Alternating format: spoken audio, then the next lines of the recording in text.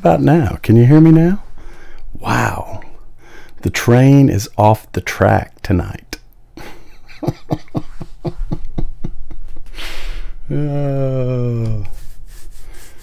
I promise I'll figure this out. Good stuff. Good stuff. Can you guys hear me now? Perfect. All right. Thanks. All right. So let me close this. I don't know why I left that up, but that's all right. So slide that over a little. Oh no, Mr. Bill. Cool. So the one thing that I can't tell right off the bat is who all is in the stream, but it's all good. Pop in, say hello in the chat window, and then I'll know you're here. I had this big grand plan, and for those of you that didn't watch my test stream last night, I was on Frank's live stream the other day, and it kind of changed. I wouldn't say my opinion, but definitely made me think. So anyway, I have a couple things tonight that I'm hoping you guys can help out with, that are a little bit different. Good evening, William. How you doing? Cy, how's it going? Thanks for joining. Let me see if I can get this pulled back up here. The first thing is I'm going to pop this in the chat window. I just kind of wanted to get an idea. Hey, Paul. Hey, Kelvin. If you don't want to do it, it's no big deal. You're not going to hurt my feelings. But I would like to maybe just get a little bit of feedback on what everybody's comfort level is. So I'm going to talk about VPNs tonight, and you can probably see the ZeroTier webpage up over here. So I'm just going to walk you through my config so that you guys can just see what I'm doing. I do have some constraints personally, and I realize that doesn't impact everybody. But I think in some ways, even though it may not impact you, it's still something you should think about. And that is that I'm streaming on a 4G connection. I use a 4G hotspot for my internet, and because of that, I don't really have the ability to open ports on. I mean, I can open all the ports in the world on my firewall, but it wouldn't do me any good because the telco is doing that in front of my router. So the traffic never gets there. Long story short, it really kind of forced me to figure out a way to create some sort of connectivity back to my home network that it involved an outbound connection from my house. So I have to instantiate the connection to build the tunnel, if you will. So currently I'm paying like $5 a month for a virtual host that has a public IP. And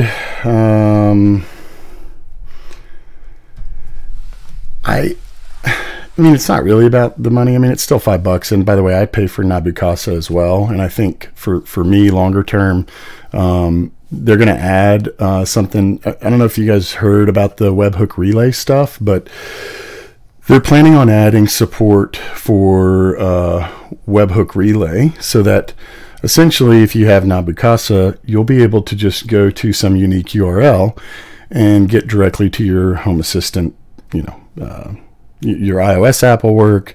If you pulled your laptop out, it'll be published on the internet. And even that to me is you're still exposing yourself a little bit there. So with that being said, I stumbled across ZeroTier and I was super excited about it. Like I wanted to stream early because I just wanted to tell everybody about this awesome technology. So anyway, I'm gonna tell you about it, but I'm also going to tell you about the caveats. And I'm also going to tell you kind of, I mean, you can go back and watch Frank's live stream if you haven't already, and you'll certainly, hear and see some of the back and forth between he and I, and it was great. It's one of the things I love about open source and the community and just everything that it has to offer. Frank has a very valid point. That guy is a machine. I learned a ton just watching him on the live stream. So, extremely valuable resource. And the guy's he's got a lot of add-ons that he has to support. So he basically said, hey, I'm out. This is going to be too complicated for me to support. And I get that. So, that's kind of the driver behind my survey. I'm just trying to get a feel. Personally, I've been in technology for a little over 20 years. And so a lot of times I forget that end users don't live and breathe this stuff every day. And so the things that seem simple to me a lot of times are not. So anyway, with that being said, I did just want to, again, say thanks to, Dr. Z and Frank and, all the guys that are live streaming and sharing videos. This is a little outside of my norm, so thanks. It's kind of encouraged. It's been encouraging, and I just want to share. I'm at an age now where I just want to share the knowledge. It's not about all the other stuff. So, okay, yeah, he said he's going to give it another crack. Yeah, well, I'm a pretty passionate person in general. So without further ado, I'm just going to go ahead and kind of dive in and talk about what ZeroTier is at a high level. And, if you don't understand, feel free to ask a question. I know there are tons of, well, maybe not tons. There are a few people in the chat that are willing to help. There's certainly tons of people on Discord that are certainly willing to help answer questions. And the other great thing about the Home Assistant community is that everybody is just, there is no stupid questions, right? I mean, sometimes it helps if you go do a little bit of reading and educate yourself first. But again, I haven't seen it, so it's been awesome. I love it. I think kind of the support from the community has been incredible. So with that being said, I want to do one other thing that might distract me in the middle of this, because I want to show you guys what this looks like on my iPhone, and I've got a method to do that. However, I want to make sure that I am ready to go and I'm not fumbling through this with everybody sitting here watching me fumble through it, which I should have probably prepped, but my stinking screen lock, I need to figure out how to tone that down a little bit. Lock screen. Well,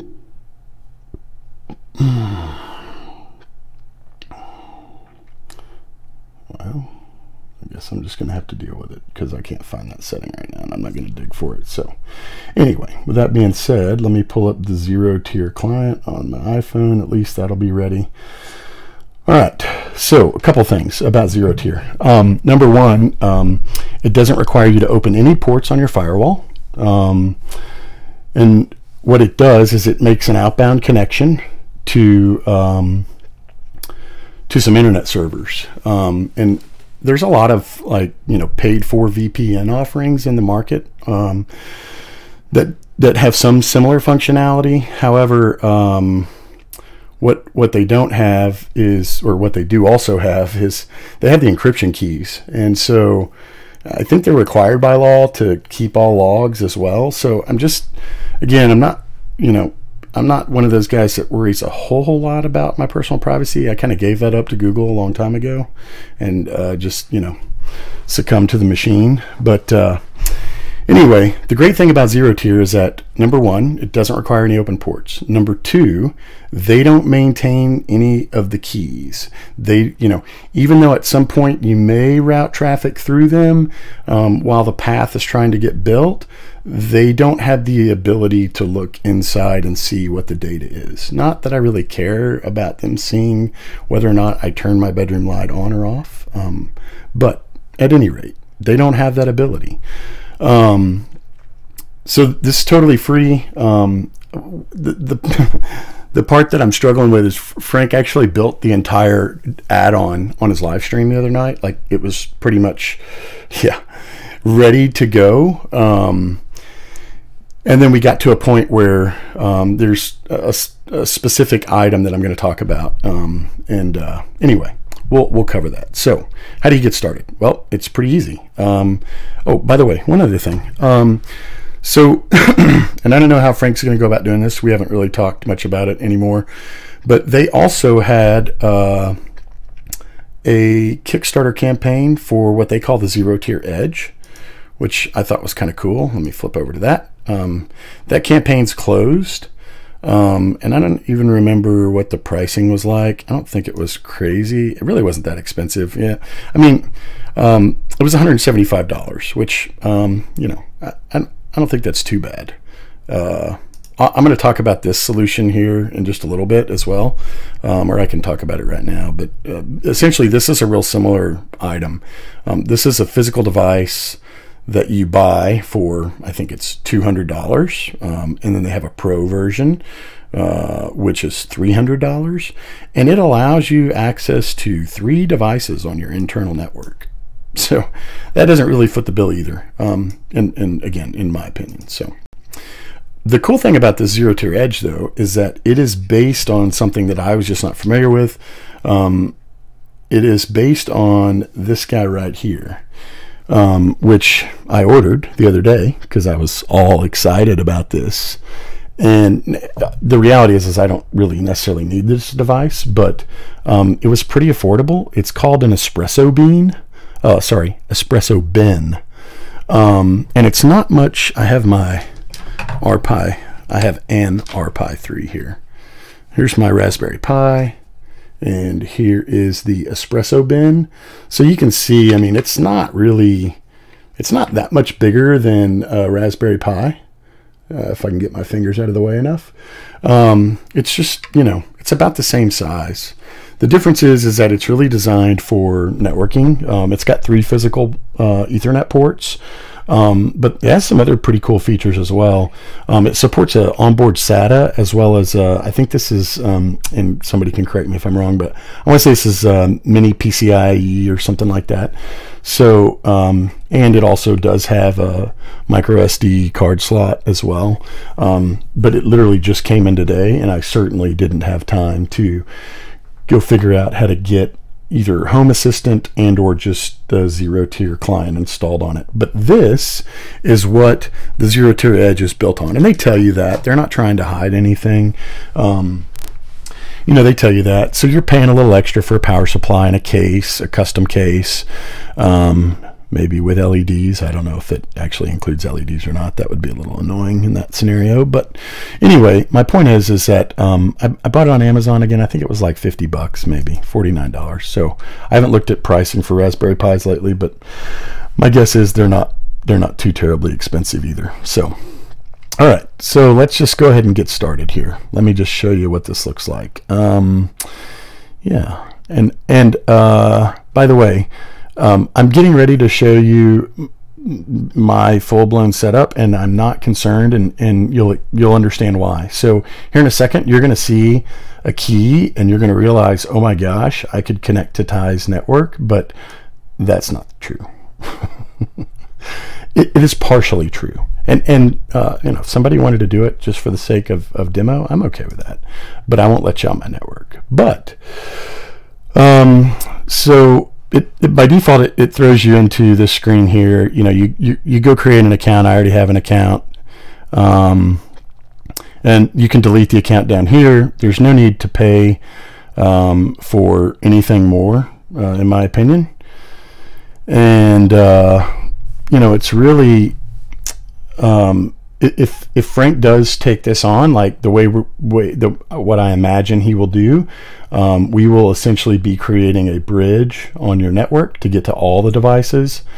And so in that scenario, maybe 100 devices isn't enough, but just know that there are other options as well. So anyway, so now I'm logged in. There's a download page over here.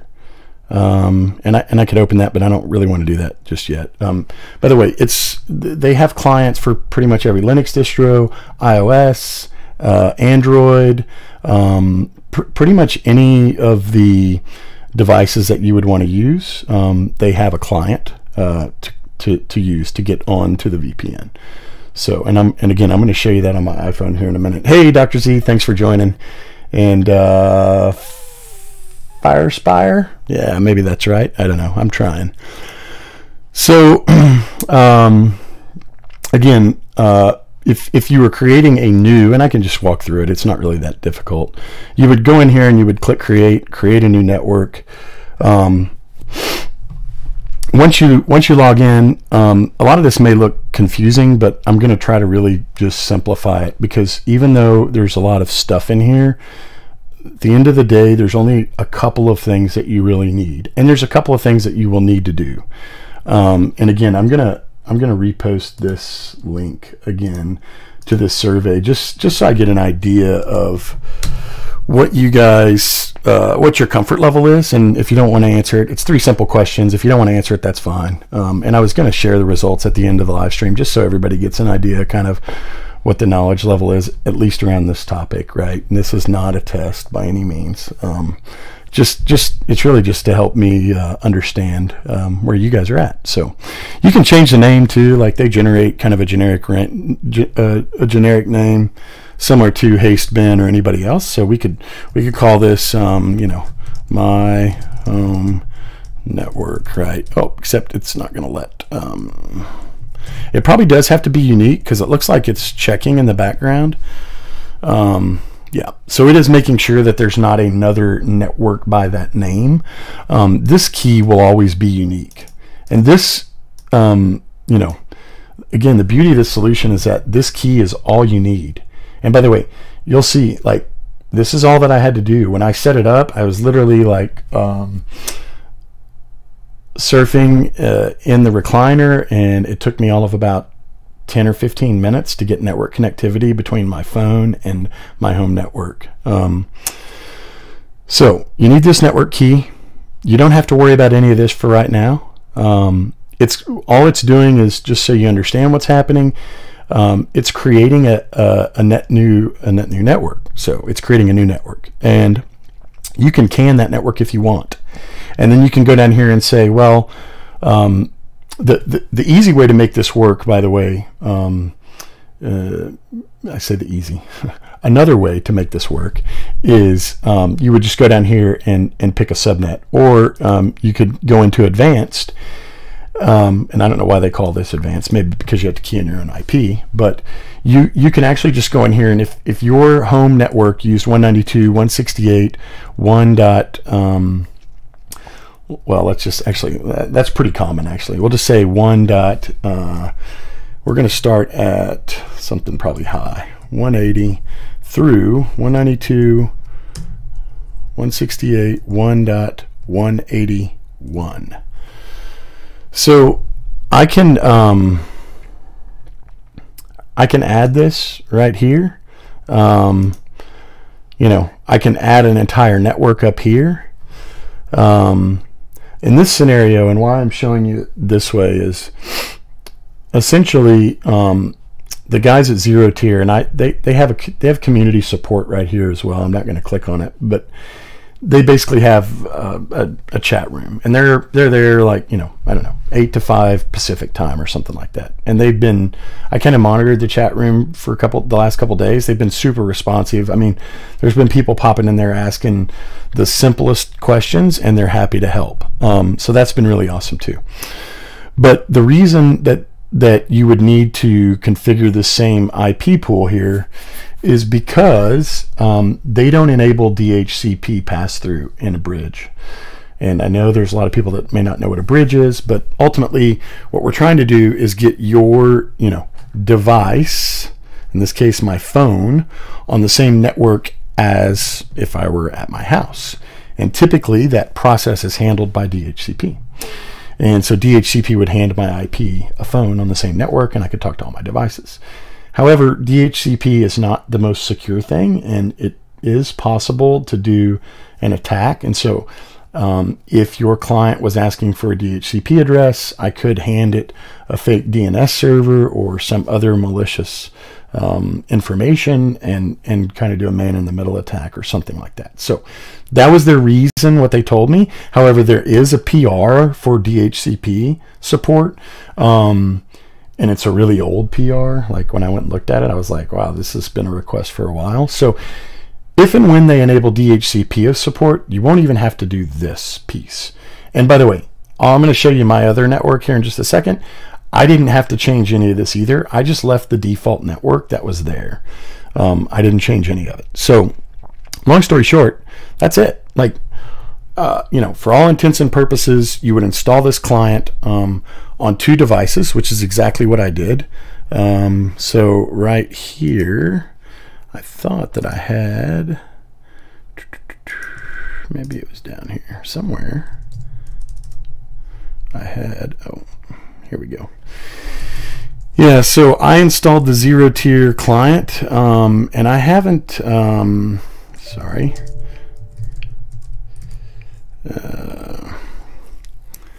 I thought I posted it in the chat. Did it not come through? Let me just, William, let me try it again. Let me know if it doesn't come through. I just posted it again, but it looks like maybe it didn't go through. Did it never come? Did the survey never show up?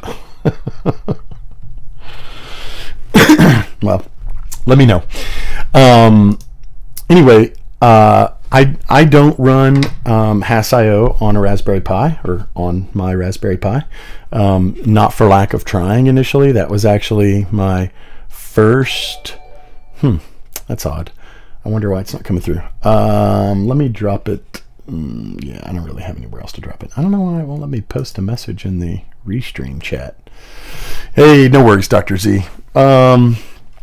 Anyway, I tried to get it running and I waited like a day because everybody's like, oh, you have to wait a really long time. And again, you know, I mean, I have a pretty decent connection, but it just never came up. Like, I could watch it boot and it would just, I don't know.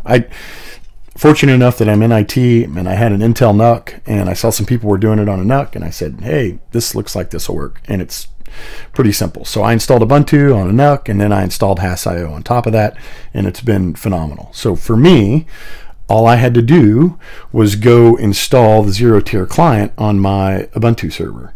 And so I realized that a lot of people are running on a Raspberry Pi.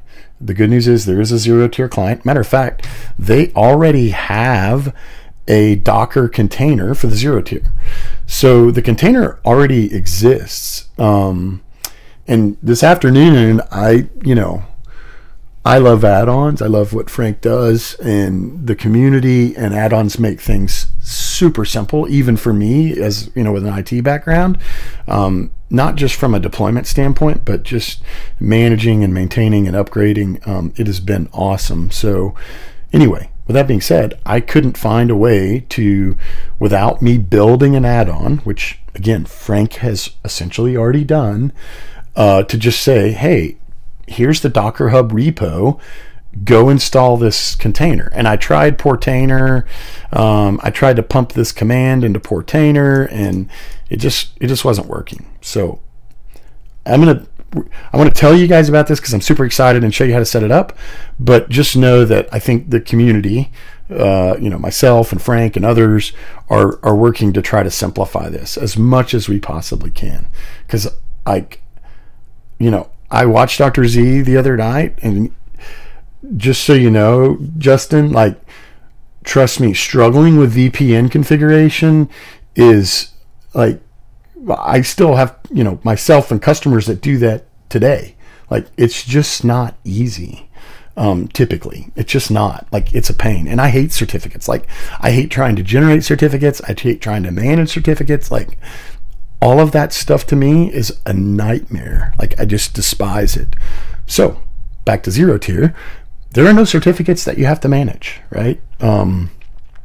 Anyway, so that makes it easy. So I created a network.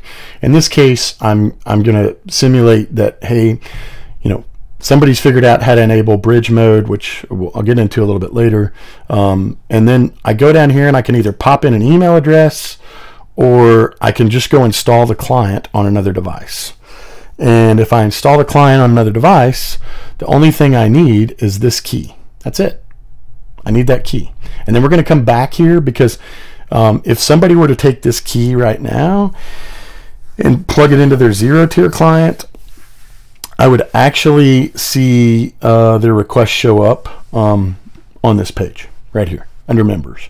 And by default, any new clients are not allowed on the network until I go allow them on the network, right? So I wouldn't recommend that you like hand this key out, and I will probably change mine after the show, just, you know, like my other one that I'm going to show you, just for my own like peace of mind so I can sleep at night. But all right, let me I think what I'll do next is actually I can show you. You guys want to see it on my iPhone, or do you want to see it on my Windows desktop, or do you want to see it on my MacBook? Your choice. I can show you whatever. I just need to know where you want to see it. And I can show you all three if we have time. It's 7:25, so I got about 35 minutes-ish. I'm not quite on Dr. Z time, but there is another live stream tonight, so I want to be cognizant of those guys for sure. So what's the consensus? iPhone? Wow, like, am I missing all this? Oh no, okay. All right, well maybe I can paste that in over here. It says I can say something over here. Sorry guys, I'm trying to get you this. Windows, please. All right, well I'll show you a couple of them. I'll show you Windows and iPhone. Did that come through in the chat? Oh. Error, try again. Edit and try again. Why won't it let me? Oh, stupid thing. I think Restream is like blocking my SurveyMonkey URL. Let me just see if I just plug that in. Did that go? Gee whiz. MacBook. Okay. Yeah, I'll show you a couple, because actually when I show you my phone, I'm going to show you from my MacBook anyway. So that'll be easy. Stupid thing. I don't know why it's not letting me. Well, forget it. I'll have to figure that out later. I was kind of excited about the survey. All right, let me get on my Mac. Let me see if I can make this happen. So I need to do that, and then let me get my iPhone ready. Okay, and then let's see if this works. Are you guys seeing my Mac? Plus. Well, I don't think it's showing up in any. I will. Actually, I'll just do that right now. I'll post it in the live stream right here. Boom. There. I didn't want to do it because a lot of people are going to be like, "What? What is this?" If they're not, especially if they're not watching the live stream. But it's all good.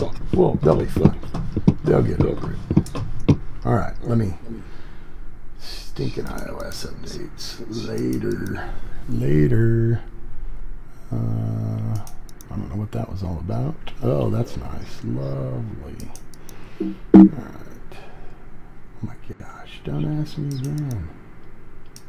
I don't know what happened to my QuickTime client. I was going to show you my I'll just show you while I've got you. Oh boy. Jeez, I just got hosed, I think. I don't think you're going to be able to see it on my Mac, maybe. This is the problem. Yeah, I don't think you're going to be able to see it on the Mac. But you know what? Whether I show you on the Mac or the iOS or on the iPhone or even on Windows, like the client pretty much looks the same on all of them. So let me get my phone pulled back up here. I don't understand what happened. QuickTime.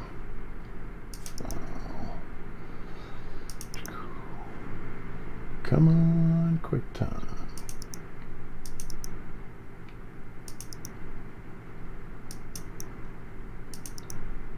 Nice. This is just totally bombed. It was like totally working a second ago. Now my Mac's freaking out. You want one of those espresso bins? I don't know if it'll run. I was actually going to try to install Home Assistant on it as well and see how it goes, but I just haven't had a chance.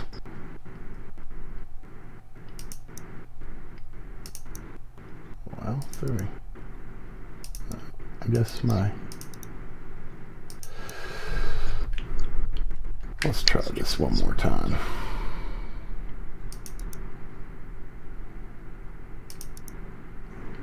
Echo? I don't know why you'd be getting an echo. Dang it. Let me mute the mic for a second. Maybe it's from my mic.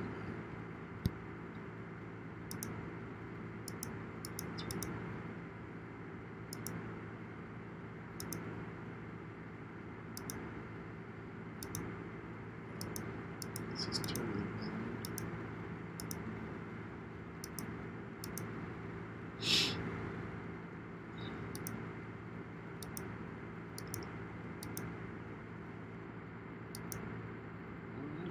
This stuff is not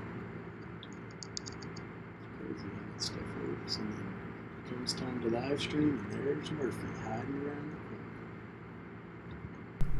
I had mic muted. You still have an echo?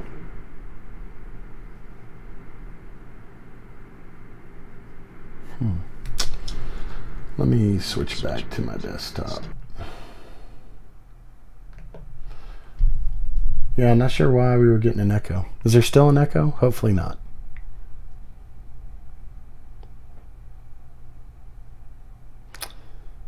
Yeah, well, I muted the mic because you guys said it was echoing, so I don't know if it was from me or when I'd switched over to screencast from my Mac. But what I'm going to do, since my stupid QuickTime thing totally bombed. All right, so this screen right here looks the same on every device. It doesn't matter, like, it's the same. There is one other option in the iPhone. Yeah, I'm sure my Mac was messing with me. Well, I was clicking trying to get the stupid QuickTime to screen share my iPhone so I didn't have to hold it up to the camera. But I tested that like 3 or 4 times the other day. All right, so with that being said, since that didn't work, let me come back over here and we'll launch the ZeroTier client over here.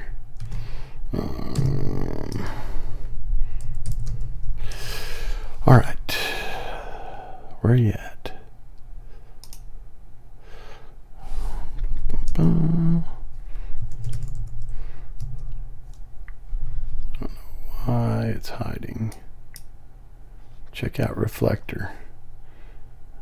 Yeah. I knew there were a couple of options, and a couple of them were paid for. And I don't know, man, like everything is going. Oh, here we go. That's why. Oh, geez, I hope this thing will show up in a way.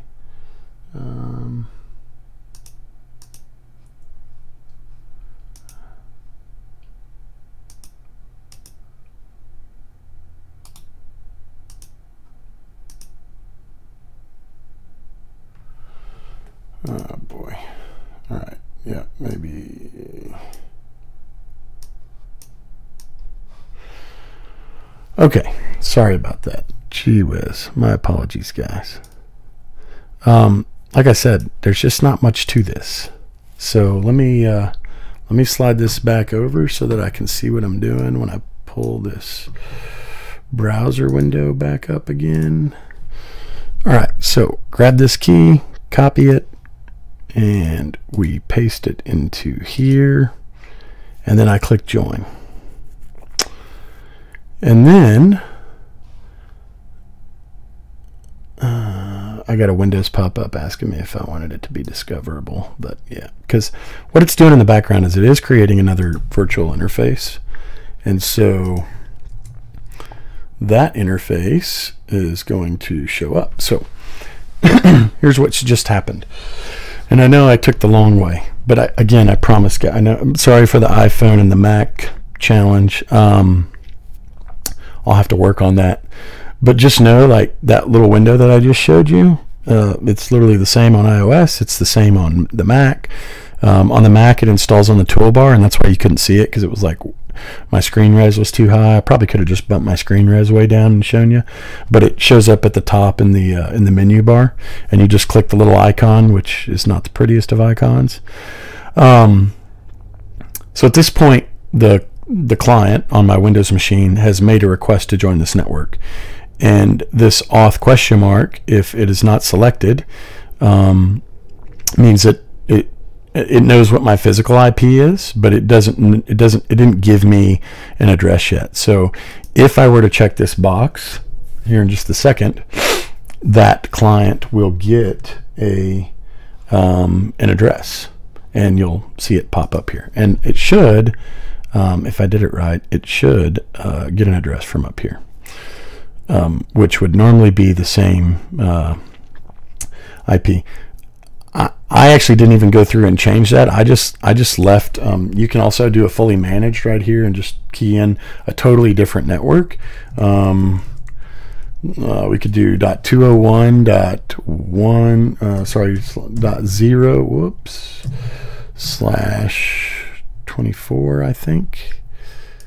Yeah, and so I could also do that as well, and then it will, if I were to put it back to easy, then it would auto assign from this range, whatever range I picked. You know, again, you could also just click this, and it would add it up there as well. If I deleted that, it should just put that up there. So this is the same thing as me going up there and typing it in. These are just different addresses for you to pick from. So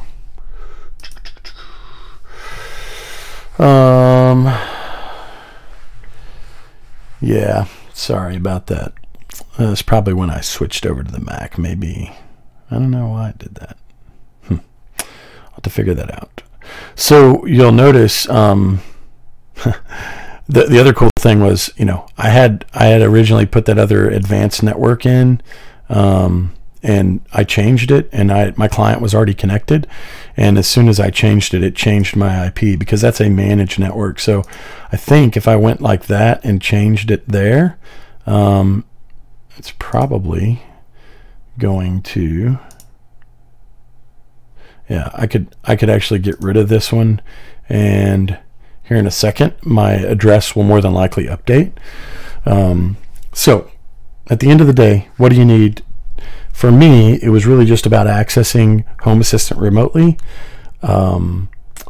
If I wanted to get back to my entire network, it can be done in a fashion. Hey Bill, thanks for subscribing.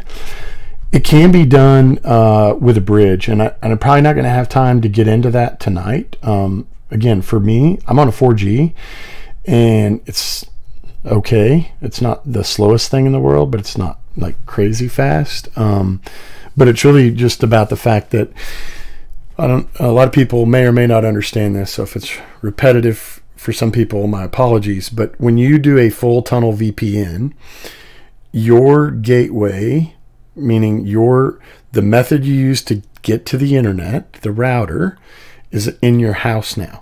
So if you're out at the store with your wife and she's shopping, and you want to get access to your network, and you're in full tunnel mode, what happens is all that traffic goes to your house, and then it goes out to the internet, and then it comes back to your house, and then it goes back to your device. That is a full VPN tunnel, right? They call it full tunnel mode. There's probably a couple of other names for it, but my point is you're adding a lot of latency there, right? Especially depending on what your upstream is. The data that has to come back to you across the internet, a lot of internet connections, you may have a really good download speed, but your upload speed may be restricted. So if you have 50 meg internet service, sometimes it's symmetrical, meaning it's 50 meg down and 50 meg up. But if it's not, and you're doing full tunnel, and you're restricted to like, personally, this was why I get rid of my local DSL. I had like 13 meg down and I had 1 meg up. So my ability to do this live stream tonight over the DSL that the telco would have provided me would not have happened.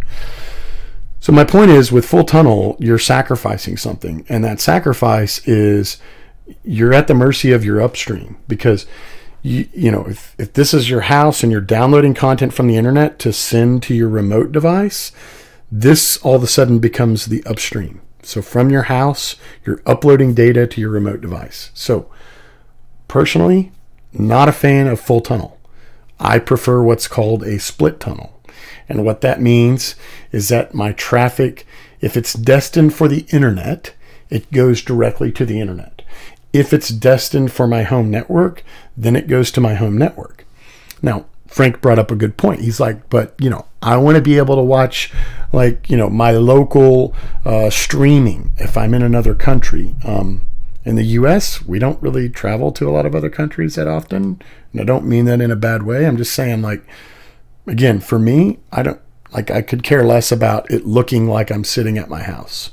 So I think everybody has their own requirements. And so my suggestion is define your own requirements first, understand what it is you're trying to accomplish, and then pick the solution that works best for you. And if you're comfortable opening firewall ports, and you can do all that, in my opinion, if you know how to open a port on your firewall and add a NAT rule to get traffic to a VPN server on your internal network, you can probably figure out the bridge mode stuff that, you know, I'm going to cover. Again, probably not tonight because it's a little bit more in depth. There are certainly write-ups on it. And I'll probably post this in the Discord chat later because I don't have it handy right now. There's a full walkthrough on how to set ZeroTier up on a Raspberry Pi for bridge mode. I'm going to give you a word of caution before you run out and Google that or find it. And the word of caution is this. Please, if you're running Home Assist on your Raspberry Pi and you don't know what you're doing, do not go try to turn bridge mode on. There is a good chance that you will lock yourself out of the Pi, and I don't know that I or anybody else will be able to help you get it back. So just word of caution. Part of the reason that I was excited that Frank was creating a Docker container or an add-on was because it kind of isolates that bridge, because at some point what's going to happen is that bridge is going to come up and it's not going to have an IP, and at that point you could be host. You may not be, but you could be. So word of caution, if you're going to install ZeroTier on a Raspberry Pi, which they already have a build for, they already have a Docker image for, like, do it on another one, right? Don't do it on your Home Assistant box, please. Not until we get an official add-on or you know, something else happens. But I'm hoping for the official add-on. Hint, hint. All right. So that's pretty much it. Now, what I can do is, let me just, can you guys see my, oh, you can't see that console window. Let me pull this up here. So this is ZeroTier on my Intel NUC. And there is a command line interface. On most of the Linux and Raspberry Pi stuff, it's going to be CLI based. So you can run ZeroTier-CLI after you get it installed. If you're on a container, you could probably get into the container and do this, but that's a topic for another day. So again, it's real simple. Like, if I wanted to join this Intel NUC to another network or to a new network, I would just pass the -J flag, and again, I would paste this same network ID into the command line. That's it. So, like, after you install it, it's literally like one command. Okay. Again, like, this is probably the simplest VPN that I've ever set up in my life, and I've set up more than I care to admit. So what else can we do from the command line? Well, we can also list the networks. And so you can see that I already have another network, right, that I'm joined to right here. And there's the key for that. And that's the Happy Crumb network. I didn't even care to rename it because I don't really care what it's called. I'm just using it so my iPhone can quickly and easily and securely get back to Home Assistant. And so what I'm telling you at this point is, even if you just went and got the ZeroTier binaries, installed them on a, you'd have to install them on your Home Assistant if you wanted access to that. But my point is, all you would have to do, am I missing chat? No. Oh, did you lose the stream? Oh, no.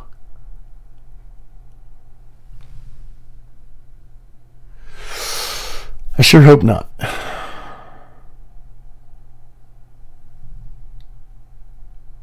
Okay, good. All right, perfect. Crisis averted.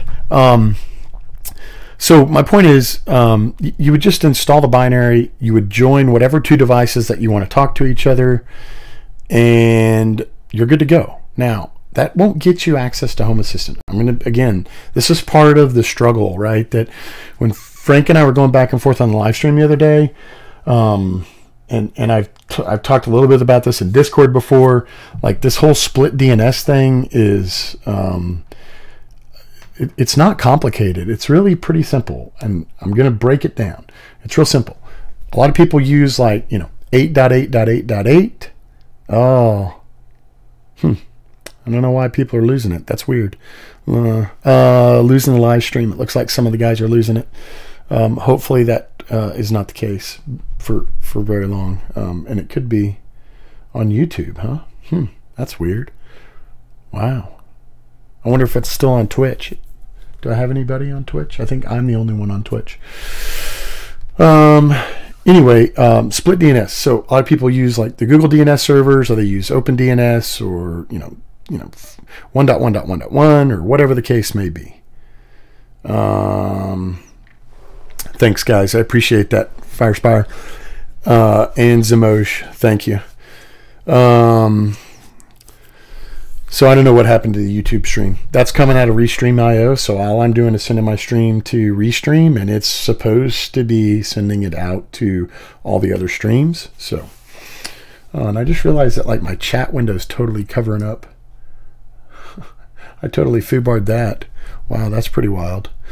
Alrighty then. Need to work on the Streamlabs OBS setup a little bit more. Did you guys even see what I did a minute ago? Did you see the list networks and all that? You might not even care. All right. Yeah, so there's the network that I'm on right now. That's the network that I use to connect to my Home Assistant. And it has some crazy IP, and I don't really care, and I'm going to show you how I fix that next. Because I don't have to worry about like resolving a public IP, because I don't have... Yeah, I know, I screwed it up. I don't have any ports open. So like even if I had a duck DNS entry, and I'm going to show you guys something now that's pretty crazy. Oh yeah, sorry. I'm not showing a whole lot. I am fixing to pull up my duck DNS maybe. And again, like, the beauty of this solution is that there's really not anything that I can show you guys that I have to be concerned about. You can't join my network unless I authorize it. I'm fixing to show you what my, and I got to remember which one it is. So we're going to play eeny, meeny, miny, mo. Bingo. So like here, this here is the IP. This was the IP of my public virtual server that I was paying $5 a month for, that I need to go shut off. Note to self, because I don't need it anymore. This, by the way, this isn't like for any of the people that are like IT gurus. This is not like something that is recommended, because it's not RFC compliant. Well, I don't care. I'm not a company. I'm just Ty, and I'm trying to make stuff work. So what did I do? I took the IP address that got assigned to my Home Assistant instance. So I think there is another command to show the IP. List peers, list moons. There's a whole bunch of commands that I don't really get.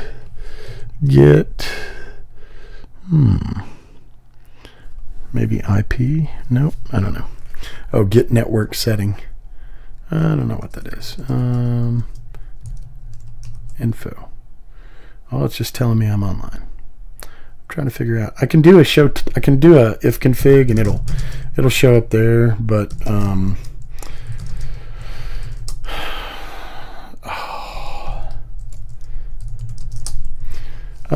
let's see here. Where is it at? Somewhere in here. Yeah, bingo. Here it is. And I know, hopefully you guys can see that. I know some of the guys said that the screen image was too small, so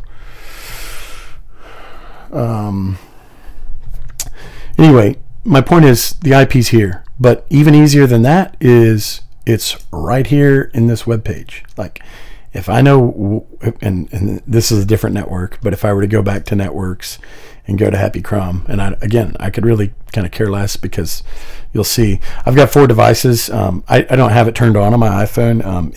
It kind of, but my point is that I can get the IP address for my Home Assistant box right here, and you can give it a name. Like I gave it a name, so I know what it is. It's my Ubuntu NUC, right? So anyway, super easy. Like if you just want remote access to Home Assistant and you want to do it securely and you don't want to pay any money and you don't want to open any ports, all you have to do is plug in the IP of your domain name that you have registered with DuckDNS right here. This is an internal IP address. So what does this mean? If somebody on the internet wants to hack my system or whatever, try to gain access, and they try to resolve this, Grand Cabin .DuckDNS, it's going to point them either at some network. By the way, those networks that were listed on the ZeroTier, those are all non-routable networks. So they're, a lot of times you'll hear them referred to as RFC 1918. Doesn't really matter. My point is that you are not allowed to route these networks on the internet, and even if you did, anybody that saw that route come through, they would drop it. So what I'm telling you is that if some would-be hacker was trying to gain access to my system, which, by the way, I should probably pause on that. I got a lot of IP ban notices as soon as I opened up HTTPS, which told me people were trying to log into my Home Assistant remotely, right? And it wasn't just me forgetting my password, because I saved that in my phone. but my point is, like, all that stuff just kind of goes away. I just feel so much like it's like I put a warm fuzzy blanket on. Anyway, my point is, like, if you just want access to Home Assistant and you want to do it securely, remotely, you can really do this pretty quick. Now, I'm saying that, but I'm also I realize that there's no hat on. There's you may not be able to install a Docker container. You may not be running Ubuntu. You may just be running Hasso and a Raspberry Pi. And I promise you that, like, even if Frank doesn't work on it, I'm going to work on it.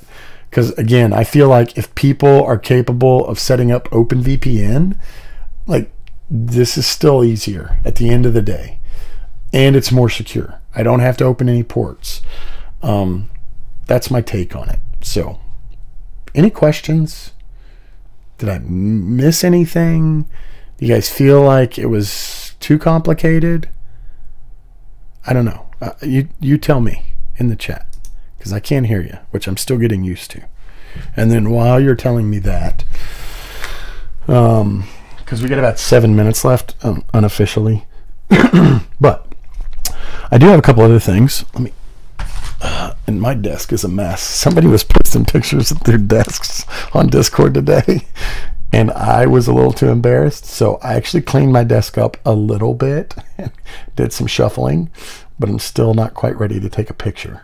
So maybe after. My wife's leaving tomorrow. She's going to Dallas for a couple of days. So anyway, so I'll have the house to myself, and I have some honeydews that I have to get done, like I'll spare you the details on.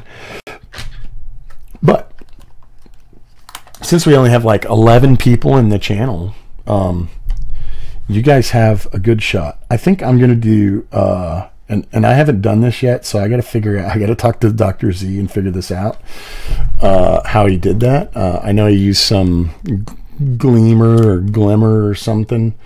I I have a couple of things that I haven't used and I'm probably not going to use. So instead of them collecting dust until they're completely worthless, I'm going to give them away. And this is not some method for me to increase the number of viewers. I don't really care about that, but I just want to see somebody put this thing to use. So what is this? We have an Arduino Uno. Oh, that's not very good. Yeah, that doesn't really look good. Arduino Uno SMD. And just to give you an idea of how old this is, like, I never actually opened it, but I just pulled it out of this plastic bag, and the glue that was holding the flap down, it's come undone. But I've never actually taken it out of the box. Yeah, Gleam. There we go, Ron. Thanks, Ron. Thanks for joining. So I can either, I don't know if I can do this after the fact or if I'm going to have to do it on the next live stream. I'd really like to do it tonight. If I can figure out how to do it quickly, then I will do it. But maybe what I'll do is, so I have a Arduino Uno, and I also have this device here. And I know you probably can't read that, and I'm not going to expect you to. I'm going to take this out of the box. I bought these on Kickstarter, like, I don't know, a long time ago. Like, I'm going to tell you how long ago it was. They have actually discontinued these. So it released on Kickstarter, it went into production, they sold them on Adafruit, and then they discontinued them. So, hey, thanks for subscribing, William. So, nah. Man, I'll stick it in an envelope. It's all good. Come on. Somebody wants it. Maybe not. I gotta have something to give away. It's not that much postage. It's a couple bucks. Anyway, this is called it was made by this startup called punchthrough.com. Like punch through, like you're punching through the wall. So punchthrough.com originally created this. And I actually bought a couple of them, so I don't know a whole lot about it. It does have a battery on it. It's got a 3.3 volt flat coin, but it is Bluetooth low energy. Well, Alf, for you, I'll figure something out, man. I'll send you something. Like, you know, if you win, some coffee. And I'm not going to, like, assume that there's some coffee company over there, but we'll figure something out, right? It may only be a cup of coffee, but if you win, I probably can't afford to ship it to Australia. You're right. But I don't know. Maybe postal to Australia isn't that bad. But you're probably right. Anyway, so I got a couple of these. I don't know how many. There's a couple floating around. I know there's 2 here, but I think I have some more. I just don't know where they're at. They went somewhere. I think I have like 3 or 4, maybe 5. I don't know. But yeah, maybe nobody's interested in those. I don't know. They'd be fun to hack around on. I know they do something pretty cool. I know they used them like in a lot of their promotional videos. They were using them to like track things. So like as a tracker, kind of like think Tile, if you're familiar with that, or one of those other devices. So anyway, I got all kinds of stuff laying around, man, and a bunch of it, I get all excited and I buy it. I'm not gonna lie. Like, I buy it and then I don't get to it because I don't have enough time, or the project goes south and I don't have enough, tenacity to push through and see it through. So just other things take priority, and you know how it goes. We're all that way to some extent, except Frank, man. That guy is a machine. Like, hey, I would love to do that. I don't know where you're at in Australia, but like, I just had this image of the Great Barrier Reef running through my head, Alf. And you may not be anywhere close to that. I realize Australia is a very big country, so if I ever get over that way, I will definitely take you up on the offer, and it is on the list. So it is certainly on the list. I'm just not looking forward to the flight. So anyway, we're about 2 minutes from the top of the hour. What'd you guys think? Brisbane, perfect. What'd you guys think about the first official live stream? Like, I live streamed like 3 weeks ago or 2 weeks ago, maybe a week ago, and the whole thing didn't even record. Oh yeah, that's nice, mate. That's nice. Yeah, I don't know what it is here, but it's cold. It's real cold. It's like, 30 Fahrenheit. So I guess that's maybe like 1 or 2 C, right? I think 32 is 0 C. Oh, cool. Yeah. Hey, I'm cool with that, man. Absolutely. Alf. Oh, that was Amelia. Oh, did I get that right? Amelia? I didn't even know you were in the channel. Yeah. 4, William. Yeah. I don't know where you're at, William, but yeah. It's probably not much warmer where I'm at. It's 32 is 0. Yeah, that's what I thought. Yeah, it might have been. The high was probably like 4 here, but yeah. Far cry from the 40. That's actually kind of hot now that I think about it. But anyway, yeah, Canada. Oh, okay. All right, cool. Wife and I were in Toronto earlier this year. I know all you Canadians can't stand Toronto. We may have already talked about that, but anyway, we had a great time. So let me know what you think about the stream. Let me know what you think I can do to improve it. Again, my goal is to just help with knowledge transfer. That's really the whole goal. I don't, like if you got at least one good nugget out of the hour that you spent and it was worth, the hour that you spent in the live stream, then great. But if not, I'm sorry. Let me know. Give me feedback. I can't make it better if you don't tell me what I need to do. So I hope that it gets better, like the content and the quality. I had some ideas, sometimes I think, people are like, oh, I'd like to live stream, but I've got to have some really crazy topic that nobody's ever heard of. Let me just tell you something. Like, I looked up some crazy YouTube videos the other day that were just like super simple stuff that I just had no idea how to do because I just don't do it all the time. Like simple stuff. One of them was like how to share your iPhone screen on your Mac. And I tried the QuickTime thing because it was free. Yeah.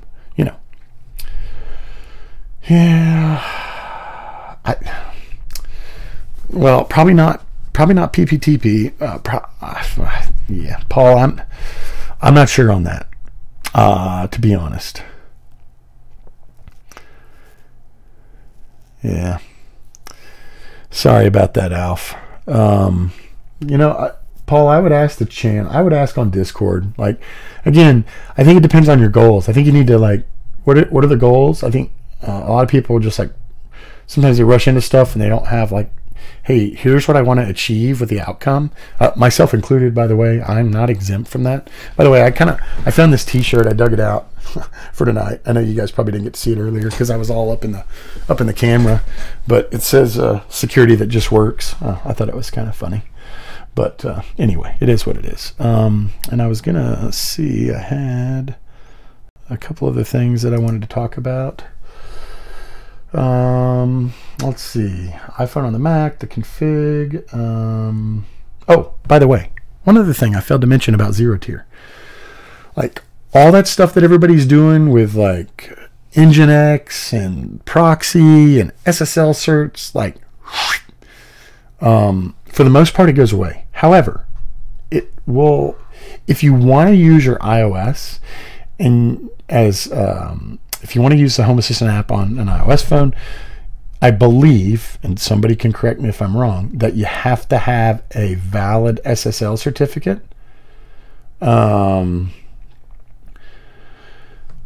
my wife just texted me about a Christmas/honeydew for my mother. Anyway, I believe that if you want to get notifications, at least, push notifications to iOS, I think you have to have a valid SSL cert, and that may be true for some of the other things. So you may still need it. You may still need SSL for the iOS device, but just know that if you're using ZeroTier, like all that communication, and you're running it on the Home Assistant box, that all that communication is secure, right, end to end. So, if Home Assistant didn't have it, then it didn't require it. If the iOS app didn't require it, then you could probably get away with not using it. By the way, one last thing, and I'm about 3 minutes over, but I want to be respectful of your all's time too. You guys took time out to join the live stream. I don't want to keep you here any longer than we need to, but I didn't know this, and there was some other new features, and it took me a little while to find all the new features, but For those of you that didn't know, you can actually, anybody's allowed to go download beta iOS apps now and run them. And I didn't know that. And the reason I found this out was because I recently redid my config Frank style. And there was a PR about the, or there was an issue, sorry, not a PR. There was an issue about the HTTP and the API password. So what they a lot of times refer to as a legacy password. Like if you move the HTTP conf to a file that's in another folder, like it breaks that. And so I was telling Frank, you know, hey, there's this issue, and he goes, oh, you know, use the new Home Assistant for iOS beta app, and you can use the new OAuth. So just want to leave you guys with that little nugget too. Anybody can go download the beta for Home Assistant. You do have to go get this app that's called, what is it called? It's like, I don't know, Apple Flight or something like that. Or it's like, yeah, Test Flight. There we go. Sorry. Test Flight. So Test Flight, so Apple has enabled all their developers to allow a much larger set of beta customers during beta. Hey, thanks, Amelia. I appreciate you laying that out. So, anyway, go download the beta. It's got OAuth support, which means you don't have to have the HTTP API password. You can just put in your username and password, and it will totally connect and work, which is awesome because it didn't work. And then I ran the beta and it worked. And I think they added some new support around beacons, but I saw that there was a page with the release notes, and I was like, oh, that's pretty sweet. Like maybe that'll help with some presence detection stuff. And one of the things when I installed the beta was it asked me if it was okay for it to use essentially the fitness component of the iPhone for additional you know, detection, presence detection. I think, you know, they want to know if the phone's moving around, then you're probably, maybe you're not sitting at home. I don't know what, I didn't get it into details, but it sounded kind of cool. So anyway, let's see here. I will figure out how to do the giveaway. And if you're not interested, that's fine too. I'll save my $2 or $3 of postage, whatever it is. And let's see, I think that's it. I'll probably share maybe I'll share the results from the survey on the next live stream. That'll give some more people time to answer, and maybe I'll have some better ways to do things. I'm gonna talk to Frank and see how serious he is. I need to learn more myself, so I always try to push myself, and so I want to learn how to create at least maybe not, you know, maybe Frank doesn't approve of what I'm doing, but at least like the method of how I do it, he will. I want to my goal is to get to the point where he's like, yeah, Ty, that looks good. That config looks good. You're not crazy. You know, a lot of that stuff's already documented. You know, and the great thing about open source is that, you know, it's free speech. So even though Frank doesn't approve, I can still go create it. Now, that doesn't mean you may want to use it. Just like we don't always want to hear everybody's free speech. So again, beauty of open source. I don't have anything else, guys. I'm going to let you go. I'm looking forward to the other stream tonight. That's in about probably 45 minutes away, something like that, because I'm a few minutes over. Yeah, 50 minutes away. So anyway, again, I'm open to feedback. So you guys feel free to. Oh, you want to see the automation I use at home? Well, yeah. All right, Frank, I'll show you my... All right, here's the deal. I was rewriting my config. So what I'm fixing to show you is the states view. And I don't have a lot of automations. But I will show you. But I just know that it's messy. And when I say it's messy, I mean it's messy. I have a few devices. And I look at a lot of people's configs and I'm like, well, that's cool, but I have a lot more devices than that. So again, this is the thing. Like I'm still scrolling, it's still showing states. Granted, my window's a little bit thin, but my point is, like, just, you know, stuff that works for one person doesn't necessarily always work for the other. See, I have a couple cameras in there. This is kind of cool. This is actually my I know some of you guys weren't on the stream when I showed this off the other day, so let me go back up and refresh. Let me see if this is going to work. I don't know if it's going to work. Let's see. It may. There's my Roomba too. My wife made me get a Roomba for Christmas because she said I don't. Oh, look there. She said I don't. Oh, that was a bad shot. It doesn't refresh, but this wall panel camera, that's pretty slick. I'm pretty excited about that. I just have to get my Fire HD tablet mounted down in the kitchen.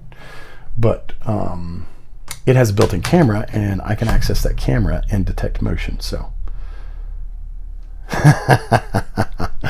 look, this is just States View. I didn't create this. Technically, Home Assistant created that.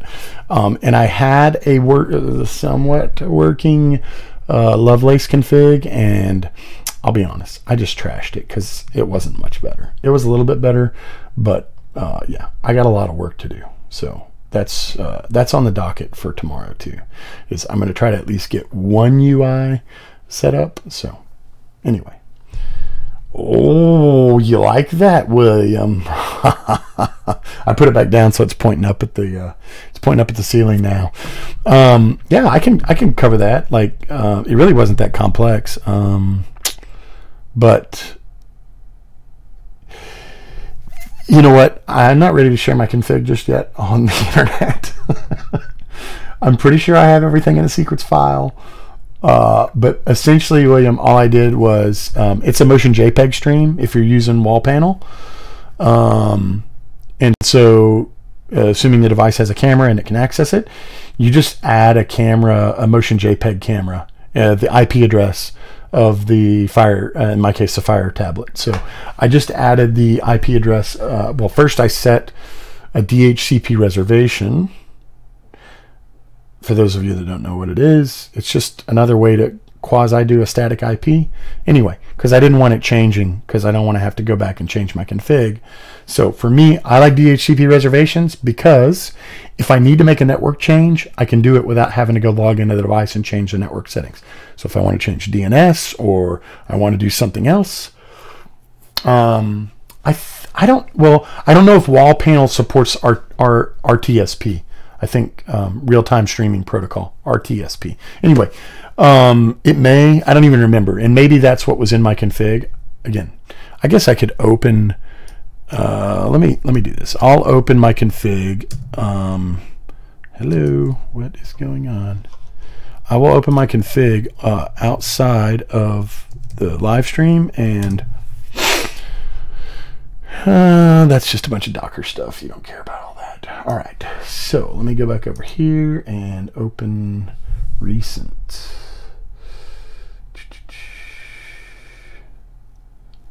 Boy, I need to open that folder. Yeah, I'm gonna have to do that. I don't know what's up with that. All right, config. You guys can't see my screen, right? Yeah, that's good. Okay. Actually, I just want to select that folder. Sure, you can save that. That's fine. Okay. All right. Oh, it doesn't support RTSP. Yeah, and I mean, maybe it would be okay, but I was okay with motion JPEG. Let me find. Now I just need to go dig through, which I don't have to do that much digging because it's all been put under components and packages, and then actually I think I put under cameras, Fire HD 10. So yeah, this is pretty simple. Copy. Oh, we don't care about that. I'm just going to get that. Copy. This is pretty simple. And this is internal IP. I don't really care about that. All right, here we go. Oh, come on. I don't know how that's going to look. Yeah, that totally foobarred the formatting.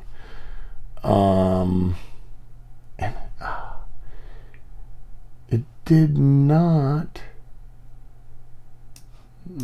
It did not let me paste it. I don't know why I can't chat. Like my own live stream, and I can't chat. I don't understand that. Well, maybe that came through. Did it come through that time? Anybody getting my chat messages? It's just been one of those nights. Didn't start off too great. I was like live, and I didn't know I was live, and I hit the wrong button. I think I killed the stream at one point. You guys are great. Thanks for putting up with me as I learn the streaming thing. Oh yeah, well at least it showed up on here. Like no, I'm using MPEG. I'm using MJPEG URL. Yeah.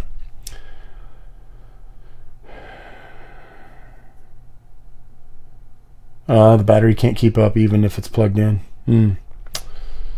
Got a link for wall panel. That's what we're using. So yeah, and just to be clear, yeah, I did talk about this. This was on the stream that didn't record. Let me just pull it up right here. Wall panel. Yeah, it's open source. It's free. So doesn't run on iOS, but yeah, GitHub/wall panel project. But yeah. There's like 5 repos. Wall panel Android is the one you want. It's in the Google Play Store too. I mean, I didn't like have to go do anything crazy. I just went to the Google Play Store and downloaded it, and it supports MQTT, and you can like change the streams and all that. Well, yeah, I think that was from the original fork, and I thought that thing hadn't been touched in like 2 years, William, but I could be wrong. Anyway, I've been like pretty impressed with it, and I'm using HA Dashboard. Using is probably a little bit strong of a word, but you can use Lovelace. Like if you already have spent, and that's why I've been thinking, like rethinking my strategy around Lovelace is, for me, HA Dashboard, which is like this app daemon plugin, you know, it's an add-on. I think Frank wrote or somebody, but regardless, there's an add-on. You install it, and then there's this whole other set of config files that you have to kind of go create, and they're not real complex, but like I got enough config files to keep track of. So instead of having a separate UI for the tablet, what I will say is this: the thing about the tablet in HA Dashboard is that it essentially just gives you these nice kind of big buttons, and I'll show you again what I started with. I don't know. Yeah, you can kind of see it. But it just gives you these nice kind of big dashboards that you can see. And like from across the room, you know, like my challenge with using Lovelace on a tablet that's mounted on the wall, if I'm in the kitchen and it's 10 feet away, is that I can't really tell what's going on. Like, I mean, if I walk up to it, I guess I could, but I don't know. So I'm kind of conflicted. But I'm open to feedback. So anyway, always looking for something better, right? And like, you know, make it your own, do your own thing. But just know that essentially wall panel just supports a URL. So I know that I think what's his name? There's another guy that I think wrote another like UI for Home Assistant that's kind of geared around you know, a tablet maybe. And forgive me for not knowing what it is, but yeah, I'll post it in the show notes maybe. Yeah, I should have done that. I probably should have been taking notes. So let me just show notes. HA dash, no, we're not doing HA dashboard. Additional tablet front ends. I think you call that a front end. I don't know. Whatever. To me, it's a front end. It's what I interface with Home Assistant with. So anyway, cool. All right, guys. I'm like way over now. Not quite as bad as some other people I know. Shout out to Dr. Z. But I love it, man. I love it that you get into it and you go on and on. It's awesome. And ADD kicks in. I'm the same way. Maybe it doesn't. Maybe it's not ADD. I shouldn't have said that. But anyway, my point is, I love it. It's awesome. Keep it up. All right, guys. I'm going to shut this down, take a little break, and then come back and hopefully watch the live stream. Again, I appreciate everybody joining very, very much. It's been awesome. It's been real. Hope it was beneficial for you. So anyway, that's it. I'm out. Have a good evening.